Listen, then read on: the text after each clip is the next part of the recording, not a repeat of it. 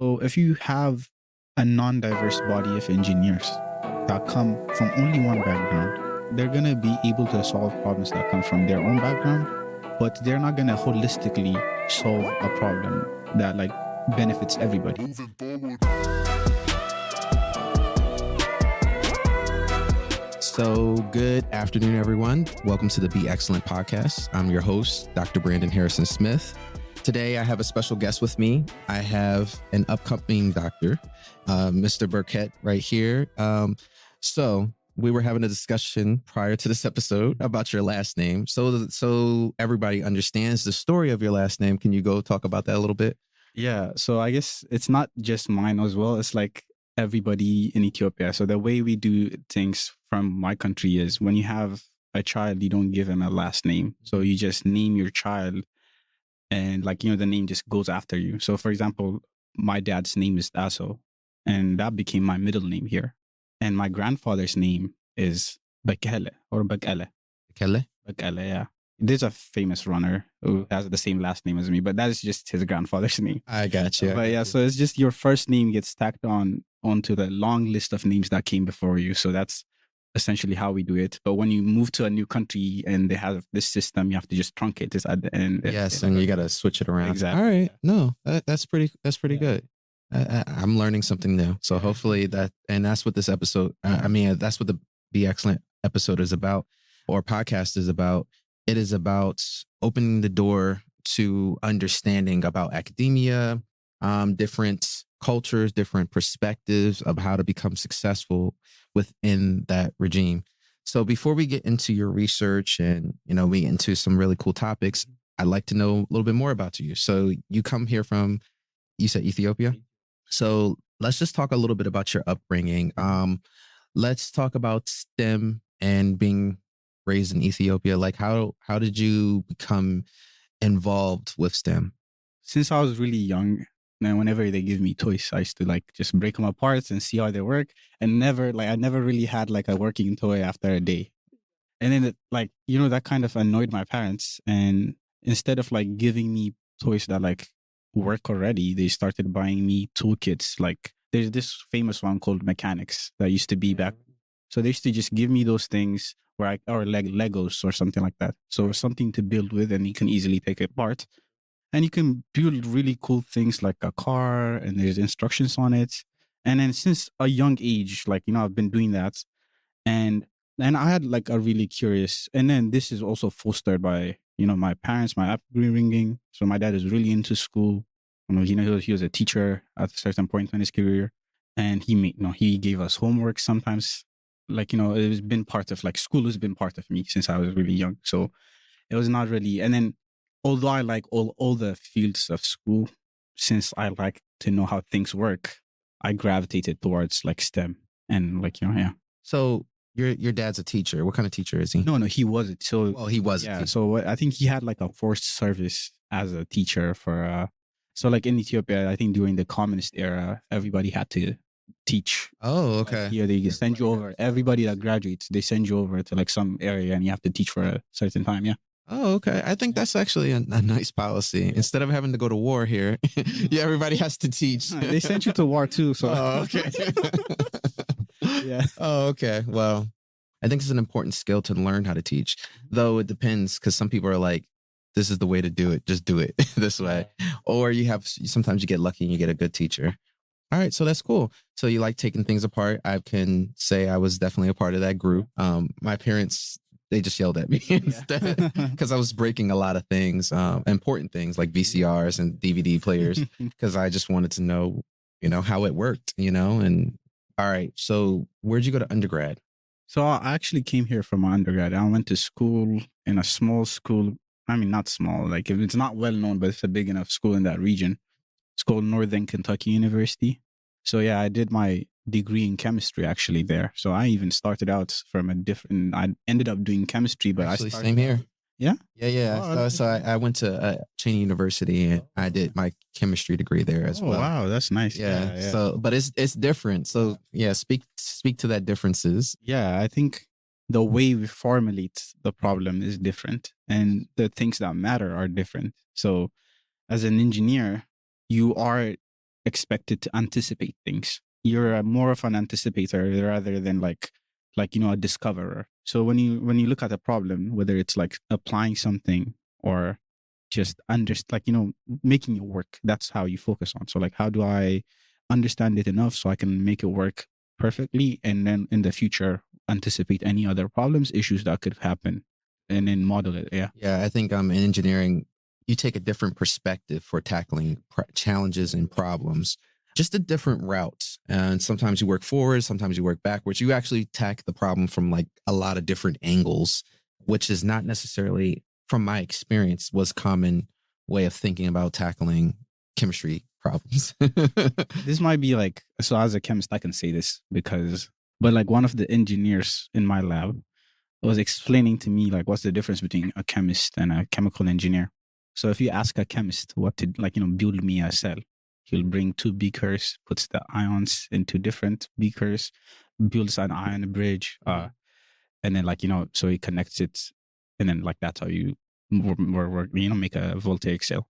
But with an engineer, he will design the battery that we use in day-to-day life, which is more applicable because it he'll design the transport questions, the casing, and the type of geometries that you need to fit it in a.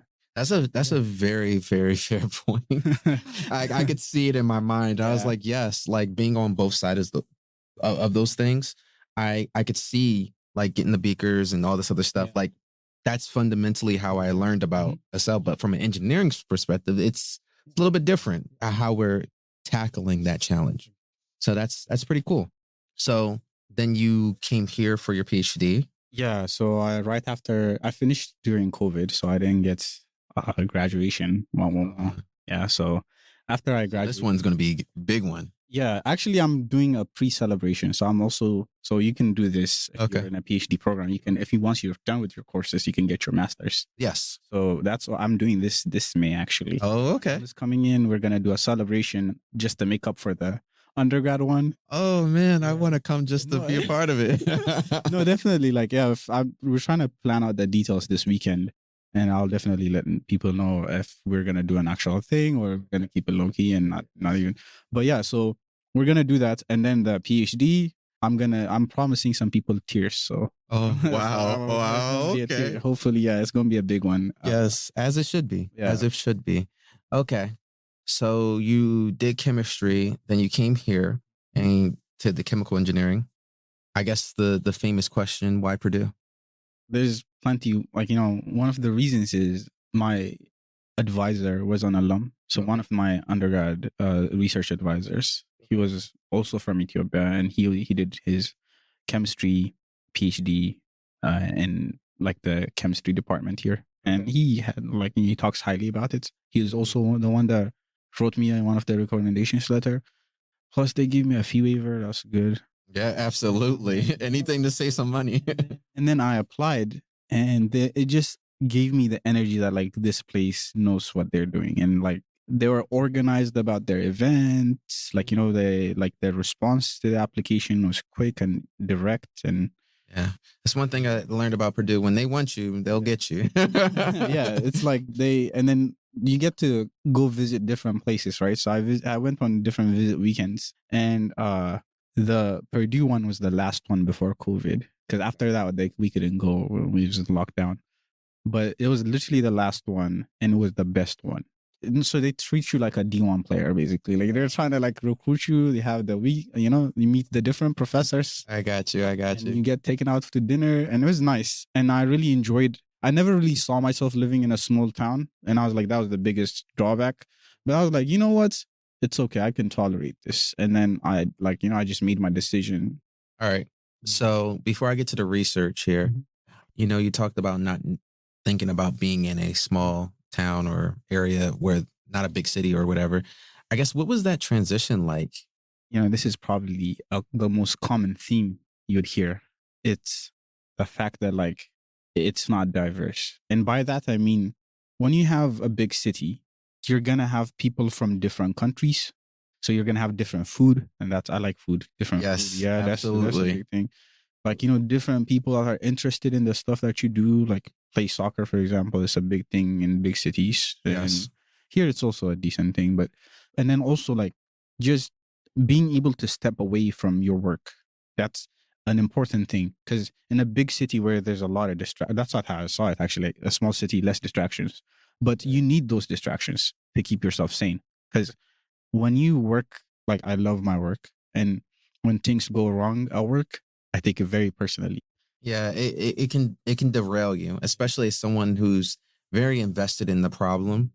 It's not about just getting it right, but like I don't know how to explain it, but like you're invested in trying to solve this problem, and there's a point of frustration that happens, and sometimes it can derail your mindset for a couple days. And what I was going to add to your thing is the one thing I like about the city is yes, there's diversity, but like in that diversity, you can talk to different people and you gain different perspective. It shifts your perspective a little bit too sometimes. And in that shifting, it could also shift your mind and put your mind in a different space to look at your problem from a different angle. Or it could just be the opposite, where it just takes you away so far away from the problem that when you zoom back in, you're like, oh, let's just try this. And no, yeah, it does put things into perspective as well. Like this is not end all be all. When you're alone, that's what it seems like. Yeah. Absolutely. And that relaxation does a lot for you. Okay. So it was different. I definitely feel that because I'm coming from Philadelphia all the way over here. And one of the biggest things that I miss is the food.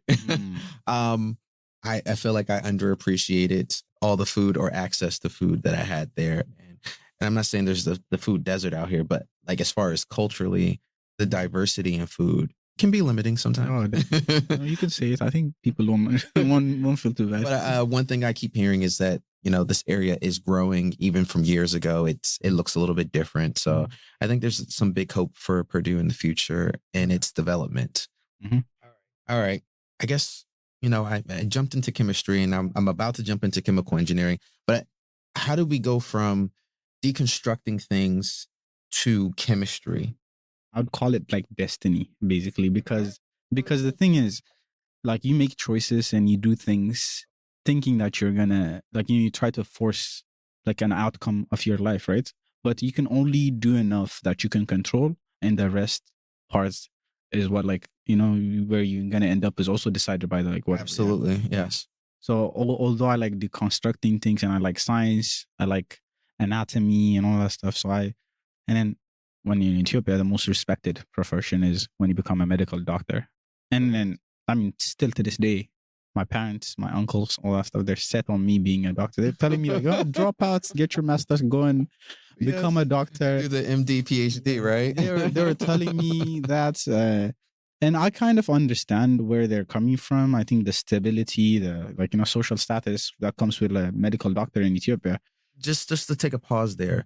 Is it that, or is it also what they're exposed to and what they know? Yep. Because engineers, I think, are just as respected, you know, and over here. But like, what do people know? There's no engineering show really. There's Grey's Anatomy. Yeah, right? exactly. You know, ER, all these types of shows, medical shows, or The Good Doctor, and that's what people are exposed to. And so when they think of STEM and they think at the height of it, they think a medical doctor. And so, you know, that's part of this the podcasting here too, is to gain more exposure, because I think students don't know that you could be something other than a medical doctor, and in a field where it's highly saturated. Like, so many people want to become medical doctors, and because so many people want to become it, it's scrutinized a lot, and so therefore there's only a small window for people to actually become medical doctors. And so sometimes you set yourself up for failure, because it's like become a medical doctor or fail at life. And so therefore there's other avenues out here. So that's why, you know, I think it's important to share your story. But, you know, as you can keep going about chemistry. So when I was younger, they let me be whatever I want. I told them I want to be a pilot because I like planes. Oh. You know, I like things that like take apart. And they're like, no. That's too easy. You should be an astronaut. And I'm like, and then for like a year, so I wanted to be an astronaut because I wanted to go in space and do all that. And then when I become, like, you know, an adolescent, I kind of see what they're coming from. So I was like, okay, I'm going to be about a doctor. So I studied really, really hard. And there's like this university entrance exam that we had to take during my high school. In my country, we have that. And And also before, like I was like entertaining the idea of coming here, so I've taken like the international one as like the SATs, and I got decent scores on that one. But I was like, okay, I'm not getting a full ride scholarship with everything paid for, so I guess I'm not gonna, step out. So and then I like was set on staying in Ethiopia and becoming a doctor. And then, I took my exam, and then there was like some chaos in the country where the exams were like being stolen and like being put on like, social media. Oh no. So we had to postpone our exams by a month. So basically that gave me a time, not one, to study. Two, I was like, this thing is seeming uncertain. So let me try to like take the going to the United States more seriously. So I applied, got my visa. And then actually the end, like, so I had my university entrance exams. And at the end of it, I had my visa interviews to come here. So I was like, well, when I first sat down on Monday to take my first exam, I knew I was gonna do well. I literally like looked at the exam and I was like, okay, this is gonna bang. So now I don't want to go to the United States. But my parents were like, we paid all this money, you're gonna go. And they took me to the embassy. We went and did like, I did my interview. I didn't want it like that much, but I did like, I don't like failing. So I did the proper interview and I was stressed for it in the early, so I prepared. And they gave me the visa.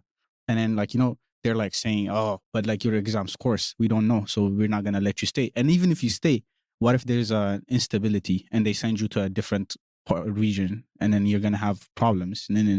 So you're going to fly. So we bought the tickets. I said bye to my friends. Cried my eyes out. I would have too. Oh man, and I got sent here and I'm like, okay. Because a month before you thought you were staying.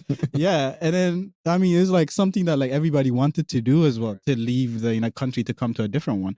So once I flew, the day of my flight, like, once my flight lands, like they're telling me, yo, your scores are out. And scores, you got like, I think, so there's only 100 people that got, so 700,000 tickets, I think. And above 600, there were only 100 people. And I was one of the 100 people that got above 600. And there was like, I mean, my school is pretty good. We had like, I think 5 of them from like on. But like, yeah, so above 600, I think I don't remember exact score. I think it's like 602 or 600. But yeah, so I got that score and I'm like, yeah, take me back. I'm going to go back. And then they're like, no, you're good. You already left. So, and then it was a bad culture shock as well. But like, since then I was like, okay, I'm going to do medical degree, medical doctorate. So I'm just going to keep doing it. So I started off as a pre-med in bio, took some chem classes. And I'm like, what's bio? And like, it's nothing to me. I want chemistry because I like understanding the deeper side of things.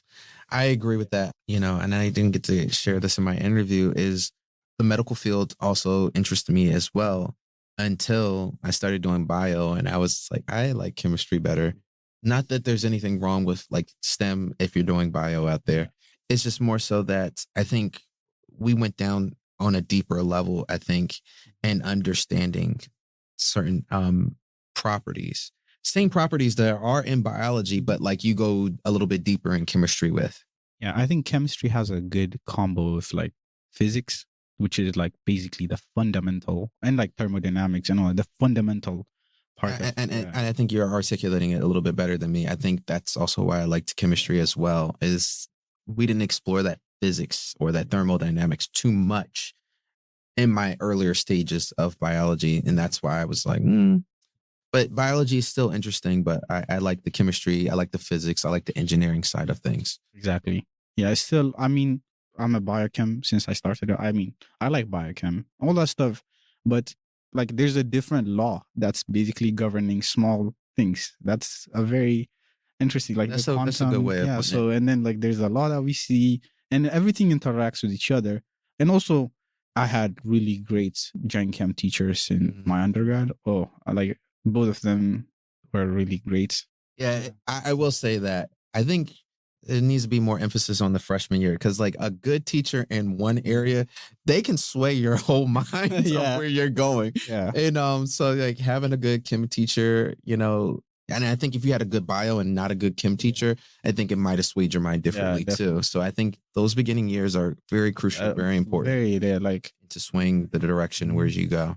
The support you had as well, not just the teachers, but what are the other people that were there? Yeah. So did you do like some internships or things that like kind of kept you kind of feeding you into this direction? Oh yeah, that's exactly. I mean, I wouldn't put it in any better word. Literally, they fed me towards here because so sophomore year took my chem classes. I switched over, I think, second semester of freshman year, or either like sophomore or so. Yeah, Pretty quick. You were on it. You were I was like, oh, yeah, I'm out of here. yeah. And also, there's like some elitist type of, not elitist, but like we're like a select few people that just graduate in chemistry.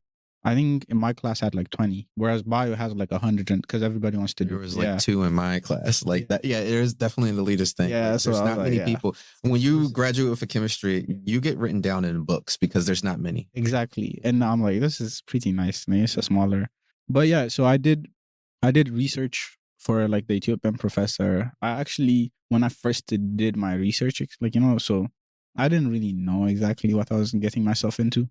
So he kind of offered me, a position, like he's basically a paid position. He gave me a stipend, and then he just told me what to do. I never really thought about exactly what we were doing. I had to like go back and, because I have to put it in my resume, so I have to go back and relearn things. I will say that, at that stage, I was in that phase of just like, oh, I got a job. Yeah, same. I was like, oh, this is nice. I'm gonna do research, and Right. then he took me under his wing and explained to me. I was the most senior student in the lab at some point, and I literally knew nothing. And that kind of, and then I used that to apply to an internship, and like I'm gonna give them a shout out because I mean they're gone now. It was they're working on a wearable device, like to like use sweat for like med monitoring. So if you have like analytic, like analytes like cortisol or other drugs and hormones in your blood, you can analyze them using this sweat sensing. That's what they were working on. And to be honest, I was late for the interview. It was a mess, but I think I made a good impression, and they took me there and kind of like work with me, and I had a chemist job, but I saw the chemical engineers, help them, work with them intimately. So and like although like I wanted to work there in the real, like, I mean, if I had an offer, but it was too early for an offer because I did it my junior year, so early on my junior year. So, and then after that, I was like, okay. Even during the internship, I was still set on this medical school idea. So I was doing the internship stuff. There was some times where like I put like my laptop out and study for the MCAT, and I even took the MCAT while I was doing the internship during that summer. People supporting me. Some of them were actually graduated, but they're still doing the MCAT, like, because they use it as a temporary job. And I got I did the exam, and I even went through the application process, but that was my draw. Like, me, I hate debt. I'm scared of debt. So I was like, I'm not gonna go to school. If you're gonna pay me, I'm not gonna. It's if it's paid for, I'll go for it. So I only applied to MD, PhD programs, and then there you have to convince them that you want the PhD as well. Yeah. It's hard to do so. Yes. And I think like I applied to like 4, and then it's expensive. Very expensive. Very expensive. You talk about debt. That's some real debt, right? No, even just applying, it's so. I think. Oh yeah, the application process, all that, and just to not get it too, still. Yeah, exactly. And I didn't. I think I got like one wait list, and I didn't get any even interviews. So I was like, okay. So it's one of the things where like I'm thinking of forcing my destiny, but my destiny is not there. So I was like, okay. I was talking to my other advisor, and he's like, okay. So what other options? He's like, why don't you just do a PhD? Why MD PhD? Just do the PhD then. And I'm like, okay, what do I do my PhD? I Googled. He's like, pharmaceutical sciences, maybe. And I was like, how much they make? And Google. And I was like, what else did I like? Oh, I like chemical engineers. I saw how they work. I like basically the same thing. Yeah. So let me just do a chemical engineer. I looked up how much they make. I was like, okay, definitely. And then so I now pulled up the graduate school rankings, and Purdue is like, I think top 10. Yeah. And I just went by that list and I applied. I think that's a good way to go about it. I think shoot for the top and, fall somewhere. No, I think that's definitely an awesome story. I think some people think sometimes pursuing your wherever you land is this more methodical process. Step 1, step 2, step 3, step 4. And it doesn't work out that way. You kind of have to, I think in a lot of your story, you're showing that you were given certain things, you were thrown certain things, and you learn to take advantage of it. Exactly. You know, COVID-19, I think, is a decent example of that. You know, you could either be crushed by this dread of COVID-19, or you can figure out how to take an advantage of it. And I know as a grad student, I think I needed a breather a little bit. Okay. Because I was, getting the PhD was a little bit overwhelming, but like because life slowed down a little bit, it kind of eased up for me, and I took advantage of that time. I didn't just kind of use it to panic. I used it to get more work done. I used it to like take a different perspectives of my project. Just like we were talking about before, you get so absorbed into a problem, and then it kind of locks you in, and you just get frustrated, and you can't see anything but failure. Yeah. You know, so it allowed me to take a step back and then breathe and relook at the problem from a different angle. All right, so we're in chemical engineering. So what are you doing now? Or is it hush hush? No, Can we not talk about it? Talk about it. I like talking about it. I talk to my Uber driver about it. I do the same thing. They're like, "Oh, tell me more." Exactly. I'm like, and then they give me ideas. I'm like, okay, maybe I'll try that. That's not actually a horrible idea, random man. Yeah, absolutely. I do. So I'm a chemical engineer. So I work with heterogeneous catalysts, and catalysts are used in industry to make a reaction. So to make it in very easy terms, to make a reaction go faster, to make a product. So I got to remember that people listening may or may not be chemical engineers, right? So let's break it down a little bit. Yeah. So it's basically, I think it first started with this lighter that they had like in the 1800s. So it's like, I think, a platinum metal, and they use it to like spark up hydrogen that creates a flame. And I think that's what, I don't know exactly, but like the old school lighters is what you're talking about. Yeah. So it's been around for years, centuries, and it's been, it's responsible for big things, small things, bad things, good things. So, the Haber-Bosch process where like we got ammonia, that's from a catalyst. So basically, like I work on studying those type of materials, and I'm trying to just understand the fundamental active site behavior. Like, so what's the fundamental behavior of these catalysts? If you understand something, you know how to apply it and like use it better. Sure. So it's basically like, what's the science governing them? What can we do? What cannot we? What can we do? What's possible? What's not possible? Yeah. Is there like a trajectory of where you're trying to go with it? So more of like, without getting into too much details, it's like there's this old reaction that's been around for centuries. Even the guy, or I guess this professor that discovered the reaction and the intermediates, has won the Nobel Prize. And I think his student, like, was a professor here, and he also won a Nobel Prize, I think. Yeah. So it's an old reaction that's known, and we know a lot about the reaction. I'm applying it to understand this catalyst that like is being used in, like, to abate pollutants. So you can use it to convert noxious gases into harmless gases. You can use it to upgrade hydrocarbons, like natural gas, into something valuable, like plastic precursors, or even hydrogen. Okay. Or like even liquid fuels. Okay. So yeah, I think like understanding this reaction could possibly help us change harmful substances into non-harmful substances. Yeah, basically like use this old like knowledge that we have about a reaction and apply it to the catalyst. And like, how does the catalyst respond, or how does the reaction changes to like changes in the catalyst? And then like that will tell you information about the catalyst, and which will take and apply it to like where it's used. So essentially, like, I'm trying to use old tricks or old knowledge to get new information about something. Yeah. Isn't that the secret sauce of being an engineer, right? We do new, but we don't, like, right? Unless you're like a rich person, you can do stuff like Elon Musk. He can do something that's never been done before. But we as engineers in the field, we have to use old stuff that works really well, possibly Nobel Prize from, and see if we can adapt it and apply it in a different way to solve a different problem and things of that nature. Yeah, you start from where you know. So every time you create, there's always, no matter how hard the problem is, write down what you know. So this is what I tell my students. Whenever you're given a problem on an exam, if you feel very flustered, start by writing down What do you know? Do I know the That's volume? exactly what I used to tutor. And so that's one thing I used to say. It's like, whenever you don't know anything, do you know? Well, I know the distance. All right. You may not know how to use the distance yet, but let's list down what we have. And then from all those things, now we have probably a list of equations, and now we have relationships that we can kind of build from here. And it's like, well, how do we get to force from distance and all these things that we know? So that's pretty cool. All right. So you are getting your PhD. You're going to do chemical engineering. Are you trying to go into industry, academia? Are you still trying to figure it out?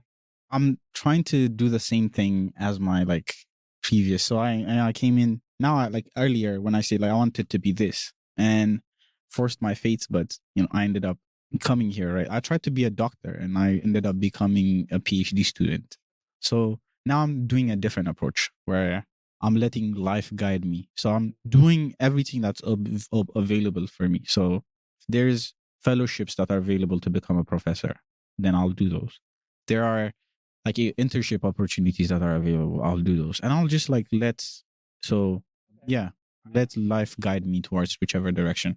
I think I agree. All right. I'm add some controversy here. Okay. So I agree with that notion, but I'd argue that your trajectory to being a doctor led you here. All right. And so therefore, let's say you didn't have a trajectory. Do you think you still be here? And I say, arguably so, probably not. Right. If you had that same mentality. So like the point is to be flexible, and that you were. You didn't like let life discourage you because this door didn't open. You found another way. And I think that is the art of life. You might think that you know what you're going to do. All right. And life, it changes the trajectory of your path. And if what's the saying? Shoot for the stars, land on the moon. I think that's the kind of concept there. But if you never were shooting for stars, how would you ever reach the moon? Right. Now, there could be some luck into that and like divine intervention. However, I do believe, one, being open to all opportunities. Like I'm a big fan of that. Like I wouldn't be here at Purdue if I wasn't flexible to be open for opportunities. I never planned to be here at Purdue as a postdoc. And shooting for my destiny, I'm finding other paths that are open to me. It was never my intention to build this podcast, but here we are. You know what I mean? So I think sometimes it can be discouraging because like how we see it is that I shot to become a doctor and I didn't become a doctor, right? But where you're at right now is not so bad. And I'd probably argue you're probably happier than you probably would have been as a doctor. So therefore, I don't think there's wrong to shoot. But if it's hard for you seeing that you go for something and you land somewhere else, then yes, then maybe you try to be flexible. But I think, you know what? Engineering is really cool for that, in the sense that you might be working on something and you might be frustrated because something's not working out. But you could see failure because you're not meeting this particular goal, but you might be learning something else that might help you develop a different set of technology. So you might be shooting to do this one thing that you're trying to do and learn that the catalyst is actually good for something else. And you're like, you might be frustrated and you're like, man, I spent all this time doing this. But wait, can we use what I've discovered for something else? And that would be just as big, right? So like as engineers, as people in this world, I think it's nice to shoot for something, but be flexible to pivot if need be.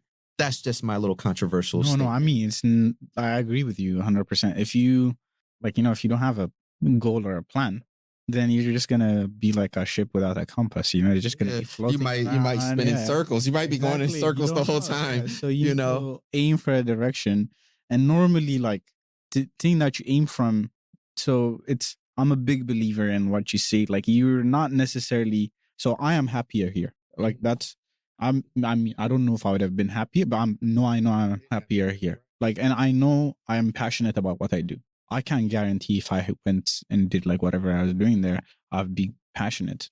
And I don't want to call it luck. I think it's destiny. So I like came here and this, like it's sort of, so what I was trying to say earlier is like, so I don't really have the, like, I don't want to be like, I want to be a professor and then I want to like, do the professor route and I'm not going to like, open up. I'm open to industry. I'm open to industry, like, even national labs, but I would let my work guide me. So if there's an opportunity to become an intern that would help me to go into industry, I'll do it. Absolutely. Yeah, I'll apply for it. If there's an opportunity to become some postdoctoral fellow at a respected person's lab or something like that. I mean, I'm also like, it's just the. Yeah. And I think what you're saying that, and we're both saying, is you're flexible. Exactly. Right. Yeah. I think being rigid and not being able to be flexible, I think is the downfall of a lot of people. You got to be willing to pivot when the situation dictates, if there's a better opportunity, then there's a better opportunity. And, I'm not sure if I'd be here if I wasn't flexible. My intention was not this trajectory that I'm on right now. My intention was something completely different. I'm not sure I'd have been happier, but I am happier here where I'm at right now. I feel really accomplished, really happy of where I've come so far because of that flexibility. It wasn't even my intention to do the research project that I wound up doing for my PhD. I think I wanted to go into something else entirely, either bioimaging or biomechanics. And then I went into diagnostic devices and I loved it, it was I loved and hated it. Let me just be honest with it. Sometimes your research is they were asking me, how'd you come to love engineering? I was like, well, I think you're crazy if you love engineering all the time. I think it's a love-hate thing. I said, but I think you wind up loving it more than you hate it. But it definitely is frustrating sometimes. Oh yeah. Like, and that's also, so you see me saying like, oh, I'm happy where I am. Happiness is not the only thing. I'm satisfied. I should say that. Yes, that's happiness should not drive your life. Because if you want to be happy all the time, one, you don't know when you're happy because you're always happy. Two, it's like you don't have the contrast in life. So you don't try it for it. Like I like being uncomfortable sometimes. So I love when I'm comfortable. And then I think that this PhD gives you that balance. Sometimes it's too much. Like this is something that they don't tell you when you join.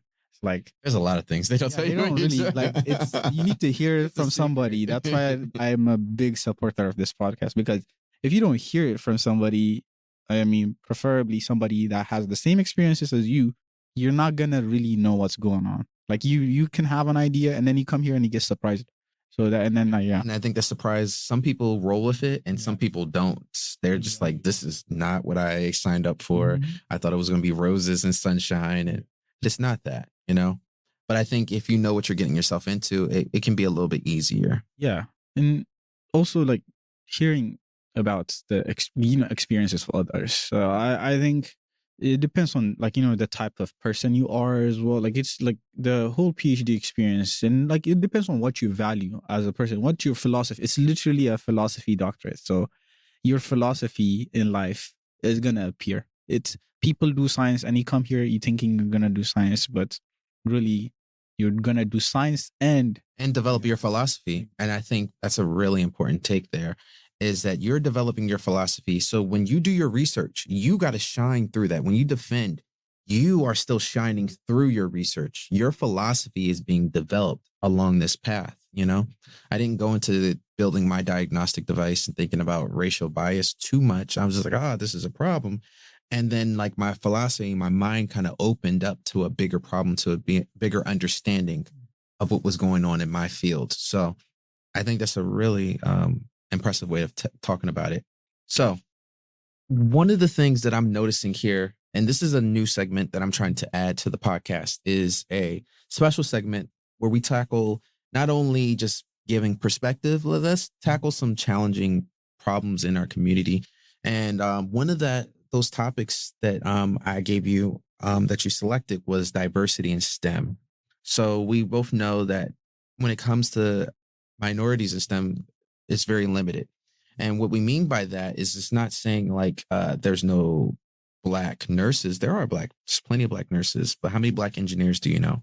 How many Black doctorates, Ph.D. doctorates do you know? Or doctors? There's not a lot of those things, right? And there's these questions at the political scene where they're asking, why do we need to promote diversity in these areas? So what I wanted some of the guests to come on, I mean, I can weave my philosophy into here as well, but I wanted some of the people coming on as guests to discuss why they believe diversity is important for STEM, why we need it. So I will try to answer for engineers at least. Yeah, no, and this is you. I'm going to ask a lot of people, and so a lot of people are going to give their perspectives. But I don't want my philosophy just being pushed down people's throat. I want everybody to know that there's other people that have different perspectives. Yeah, no, that's definitely. But like for engineers, so engineers solve problems and they anticipate problems and solve them, and also they solve existing problems. And to solve a problem, you need to understand it. Like you need to know fully like what the extent of the problem is and like how it manifests. So if you have a non-diverse body of engineers that come from only one background, they're going to be able to solve problems that come from their own background, but they're not going to holistically solve a problem that like benefits everybody. It's going to be focused and from the perspective of one side, but that's not the reality. Like when you have the diversity in real life needs to be represented in every field. So like the work that's being done is representative, or like, you know, all the problems that are being solved need to be representative. Right. So you're saying like increasing the perspective here, you know, like for instance, I believe seatbelts in cars were built in mind with a man's build, you know, and those test dummies, there weren't women test dummies, I believe. And there, you know, some people believe that's the correlation with high accident rates or fatal injuries with women, because, you know, maybe they weren't included in those diverse settings and being a part of the solution, finding of the solution. And I think that's a great way to tackle this thing. Engineering and I think STEM in general, like I think different perspectives, you know, if I'm shorter, I'm seeing something from a different view than you are. If I'm taller, I'm seeing things from a different view, right? But if we have all tall people or all short people on a problem, they're going to give you the best idea they have. They're not trying to exclude the other parties. They're just thinking about it from the best way they see the problem. All right. But sometimes it's hard to have a very dynamic view or just wide range view of everything. And so I think you have a great point there. I think diversity, I think, can only make the solution better. Now, I think there's a thing that's too many cooks in the kitchen. That's probably true too. But I do think, you know, those perspectives do need to be a part of the solution process, period. And if we're engineers, that's what we live for. We live for solving the problem and solving it well. You know, nobody wants to build something and someone come up behind them and build it better, right? You want to do it right, and you want to do it like the best it could have been in the first place. And to do that, having a diverse group or being in a diverse setting is what helps those things, I think, as well, and inspires an idea too. Exactly. Like you can solve it from the perspective of like, okay, like I can try to like put myself in your shoes and try to solve it there, but it's not going to be the same as myself like going there and solving it, you know? So representation is really key for like figuring. So if you want to make the world a better place and that's your goal, then you need to make it a better place for everybody, right? You're not just you, like, you know, your people. Yeah, right. Right. And I would go to say that diversity in STEM is only great for everybody. Like even if you want something to be great for your culture, I think STEM is only great when we have diversity in it. So the next question that you said is like, there's not a lot of engineers. There's not a lot of doctors. There's not a lot of there's so many pharmacists, Black pharmacists, all those things. You know, I don't have the numbers on me for where minorities rank in percentage wise into other Black people rank, but we are pretty low. I think those numbers are 8% or at best 11%. I think I want to say that the last time I looked at those numbers is 8% of STEM that we participate, and that's including everything. And you go to engineer, it gets even smaller. I think it's like 3% of engineers in America are Black. So, you know, what do we need to do, you think, to like increase those numbers? Do you think it's an inlet thing? Do you think it's an education thing? Like, what do you think we need to do as a community, as a culture to inspire better growth in STEM field? This is one of the things that you're always faced with when you're in this type of setting, because you're like lonely. But I think, so I'm going to try to like shift over to like another metaphor where like So when you start forming a crystal, you need a nucleation event, and then all the crystals gather and then like make a big crystal, right? Yeah. So we don't have, if you, to make that nucleation event, you need to have surpassed certain concentration, or like you need to have the species enough to make that like event happen. So like we can, so I think it's a more of a domino effect where we don't have enough yet for us to grow, or we're not surpassing the need, like, you know, the amount of people that would need to start this exponential growth. Because if I'm honest with you, the reason I'm still in STEM, or the reason I'm in STEM, is because one, I saw people in STEM that looked like me. I saw really, it is never unreachable. At any point in my life, I was like, well, I can be a doctor. I can be an engineer. I never really was like that because I had somebody that was that already, that I know personally. And this is not true for like a lot of people. Absolutely. It's definitely not true for me. Exactly. And you need enough of people like me, or like people like you that are like gone through the people, and then like, you know, that like expands. So now at least they like, we know Brandon, you know, Dr. Smith. Yeah, and that's why this podcast is kind of started with that in mind. But to your point, that crystalline species, like not enough of us. What if there was? But the problem is this. So you were exposed to it, right?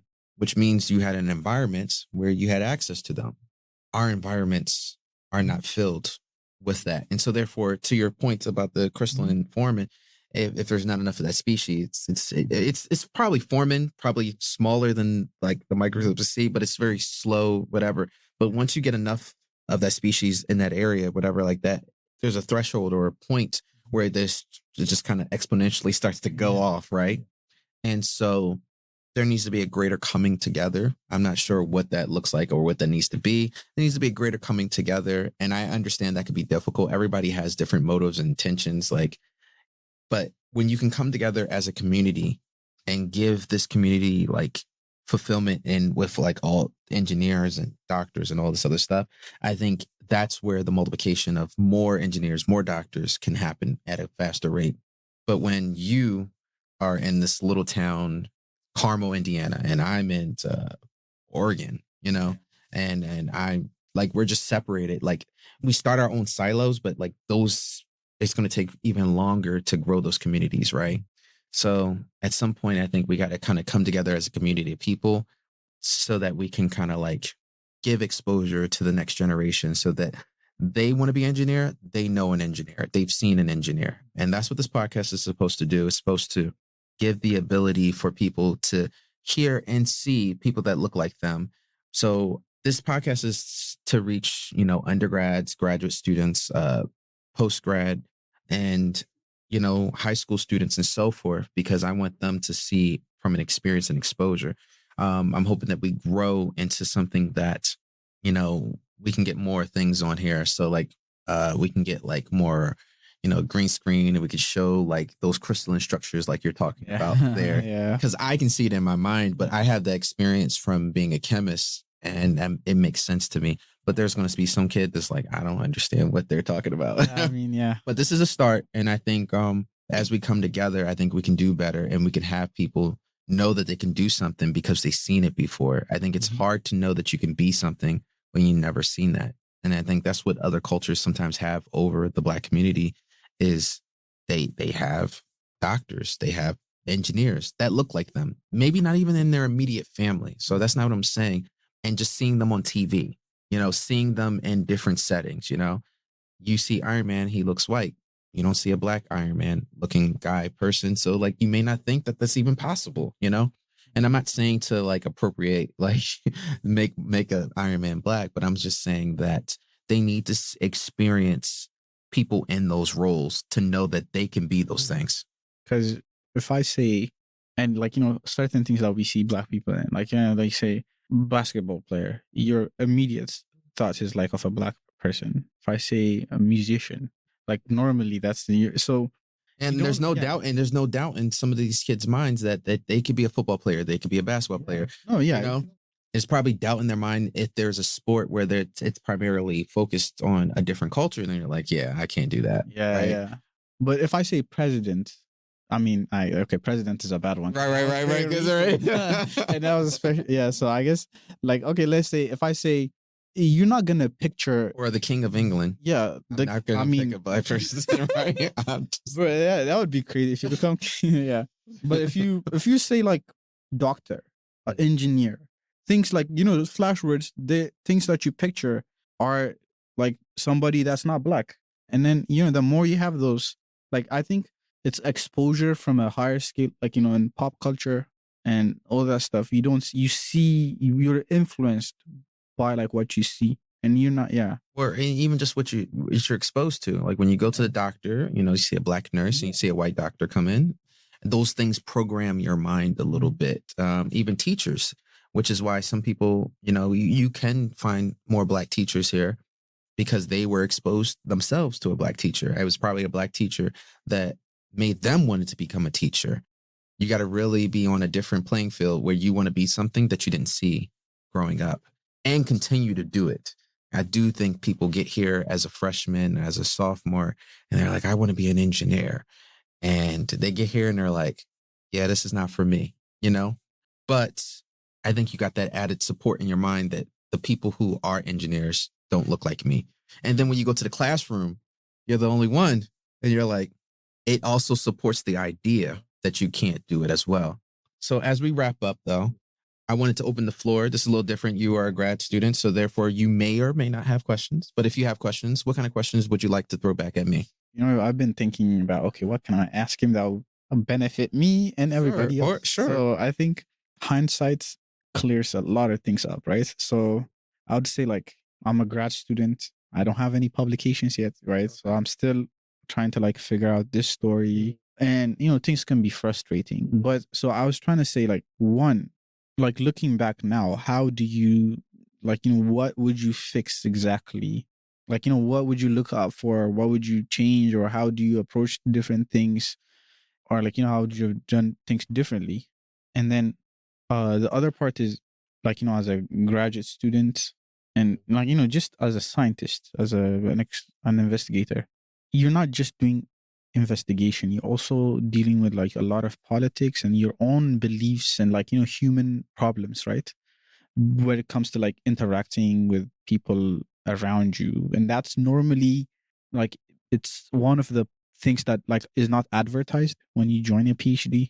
It's not advertised that you're going to have to navigate people's emotions, people's attitudes, people's work habits, and the idea that you think they have of you, the idea that you think like, so those things like the human side of things, like how do you manage that human side of things? And like I think it helps to know like how do you manage the egos, like the different egos that you have that could be creating issues, or the different people around you. How do you? It depends on how those issues are being created and what the impact of those issues are. So like it's hard to say.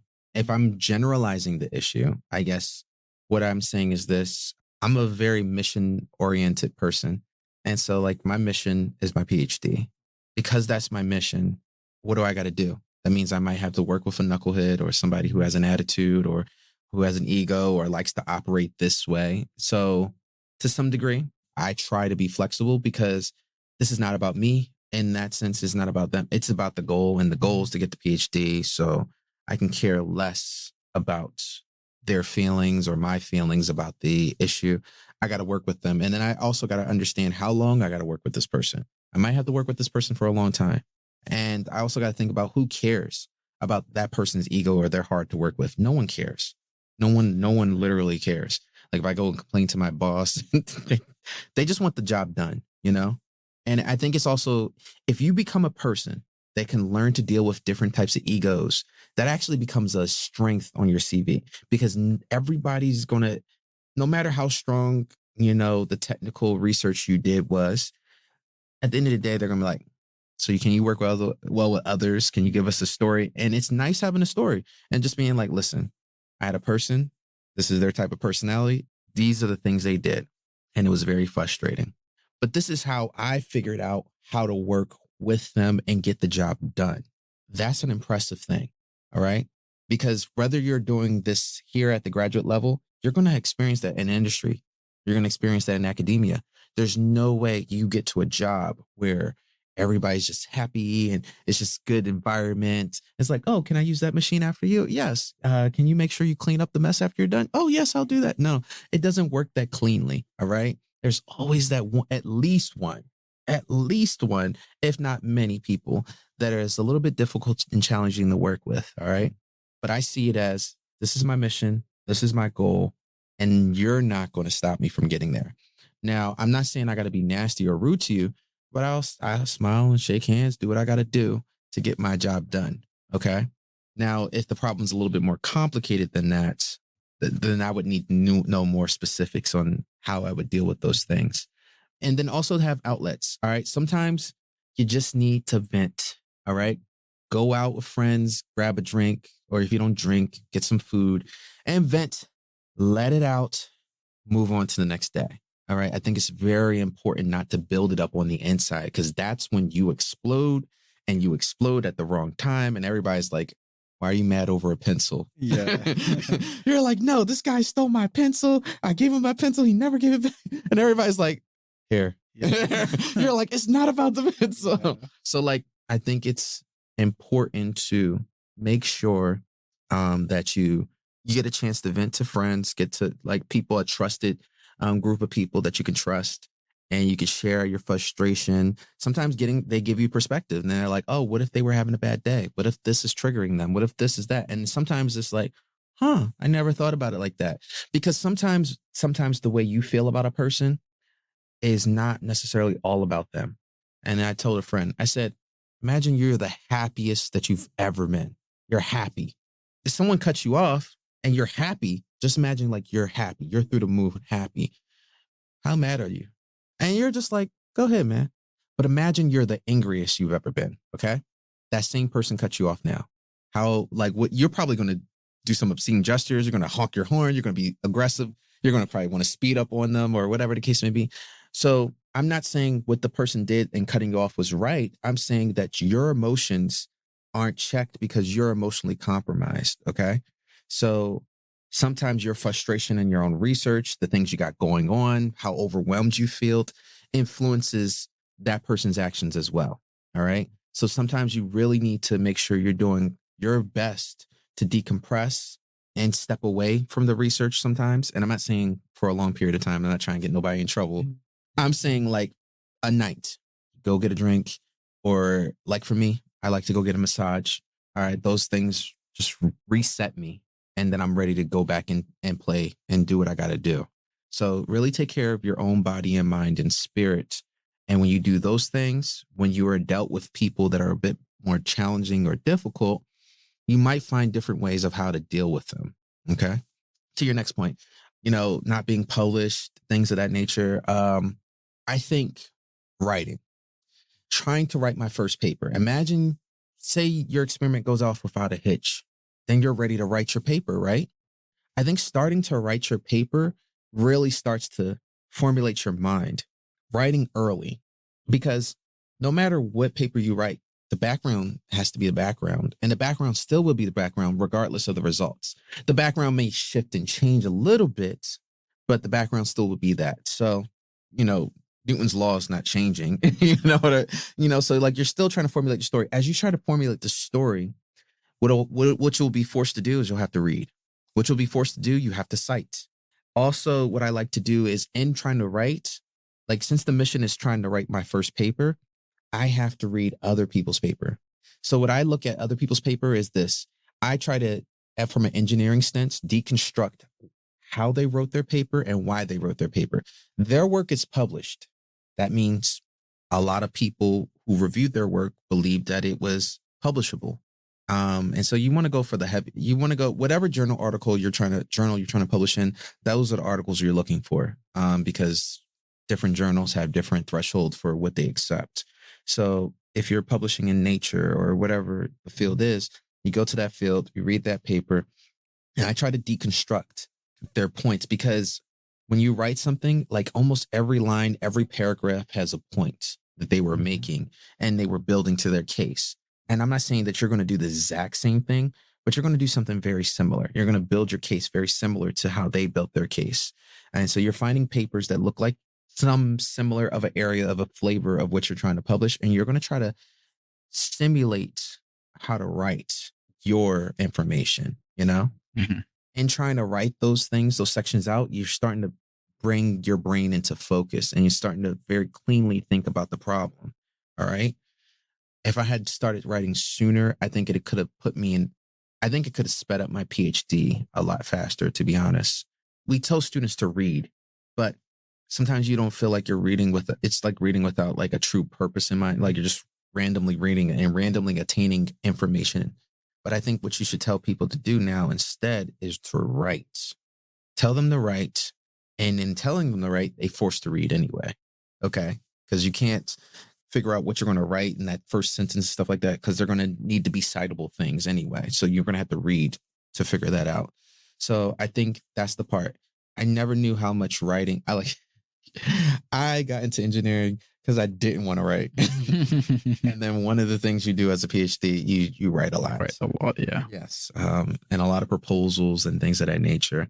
I would tell, I think one of the practices I want to do for my lab is write a paper, write a proposal. All those things force you to focus your thoughts a little bit more. If you think about who you were as a undergrad, your thoughts about chemistry all over the place. All right. But now as you start to, you're not finished yet, but as you start to kind of focus in on a research and on a topic, you become more focused and pointed in your delivery of this information. You're not there yet, because if you were there, you'd be ready for your PhD to defend your dissertation. But as you get there, you start to become more narrowly focused and very clean about the information that you're speaking on. So there's no better way than writing. And I like to also do this. I like sharing my writing, sharing my presentations with people who are not in my field. The people in my field understand me. So therefore, they don't need me to be perfect at it. They can make the jumps in their minds of what I'm trying to say. But the people who have no idea about my research, they have no clue about what I'm talking about. So I like having people in my corner that are non-STEM related because they help focus my thoughts in delivering the story to people. Oh, and my last point is something that you already do. Share your research with everybody. Find an opportunity to talk to different people about your research because they're going to question you sometimes in different ways that you've never been questioned. And you're going to be, it's going to be like a little game or challenge to figure out how to deliver this information, which is important to someone who may not understand it as well as you do. I think that's really important, but you already do that. You already talk to people. So that would be my advice. Yeah, that's really good advice. I think, see, this is also why, I had to come here. I didn't have to come here to listen to this, but yeah, this is definitely one of those things that not just the advice, but also the reasoning behind the advice is very good. So I think I can tell somebody up until my point what I did to come here, but I still need the extra gaps for the future to get for myself, so I'm pretty sure. Yeah, I really appreciate the advice. And that's also what I was looking for because it's really important. When you come to, which is what I'm trying to do as well. So I had to do my prelim this spring in February 21st. So for that, you have to submit a proposal and defend and all that stuff. And I think we have to do 2 exams and 1 defense in my program. So the first one is the qualifier. So if you assume a qualifier, when I was walking into PhD, I was basically a toddler. Not even a toddler, an infant. I didn't know anything. That brought me up to being a toddler. And I would say this experience, the writing part and defending of my preliminary exam, that brought me up to becoming an adolescent, preteen in my field. Mm-hmm. So you're going to keep growing. There's no end. So I really valued the experience of writing and forcing myself to make a story. It was very painful. There's a deadline, all that stuff. And it's a huge high stakes exam. So that helped me. So I wanted to carry that into my that learning part into my new, into my new toolkits that I'm going to use. So I'm trying to write, even though I don't know if the thing is already publishable yet, but I'm writing whatever I have for now. I'm okay, let me write it down and have it a story. Absolutely. Because what'll happen is it may not be useful per se, but parts of it might be. And then practice also, because I don't know about you, but writing sometimes takes a long time to kind of like formulate your ideas and thoughts. And so therefore, I think if you're in practice of always trying to formulate your ideas and thoughts, well, then it may not be as challenging, right?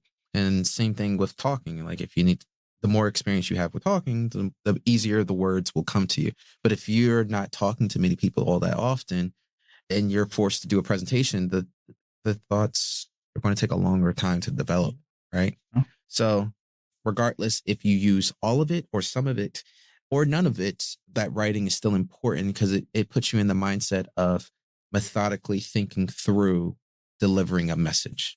All right. Mm-hmm. And that's what it's all about. Yeah. I think engineering or PhD at its finest is really fancy storytelling, and your stories the way you tell your story and the importance of your story needs to come across, so like people need to feel like this is a very important story, and they need to feel like this is a well-crafted story. It's like watching a movie. Maybe you're watching a 4-hour movie and they spent an hour looking at grass and you're just like, what are we doing here? Right. So like, that's how I think about it in my head. Like, you don't want to waste too much time on something, but you don't want to put too little. You got to make sure you have just the right amount of time that you talked about something, just enough time that you had action sequence, and just enough time that you had time to develop the ending.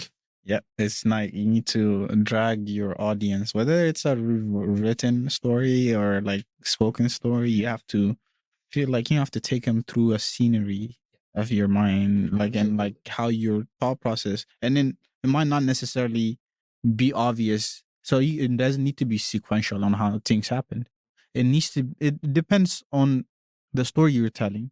So Certain exactly, yeah, information is important and certain information is not. And so you got to learn what to cut out. Yep. Like when we see a finished movie product, we're not seeing all the things that they recorded. We're seeing what they thought was the best version of the story. Exactly. So certain things were left out. No, definitely. You have to leave out things, maybe like, oh, I'm going to revisit these things. And like, this is very crucial. So that's the thing. PhD, not all about science. I'm telling you, there's more to it than. I think you explained the best. It's the philosophy. I think that's more so about it, developing your own philosophy. And even then, after your PhD, you'll learn it's only the tip of the iceberg. There's more development that you can go through. And it depends on if you go the academic route or industry route. I do think that shapes things a little bit for you, but there's even more growth to go through after the fact. Yeah, no, you'll never end. Exactly. Well, I wanted to tell you, thank you for being on the B-Xcellent podcast. And I want to tell all the people that are listening out there to like, comment, subscribe. I really heavily say comment. Your comments will influence what we do in the future. I want to make sure everybody that is listening to the podcast is enjoying the podcast. If there's anything that we talked about that you want to hear more about, just comment, send those comments or send me a direct email. I'll make sure that's linked in the bio for the YouTube or any other website that we're posting. And also, I just want to thank everybody who's just been on this train, and for our future Ethiopia followers that we're going to have too.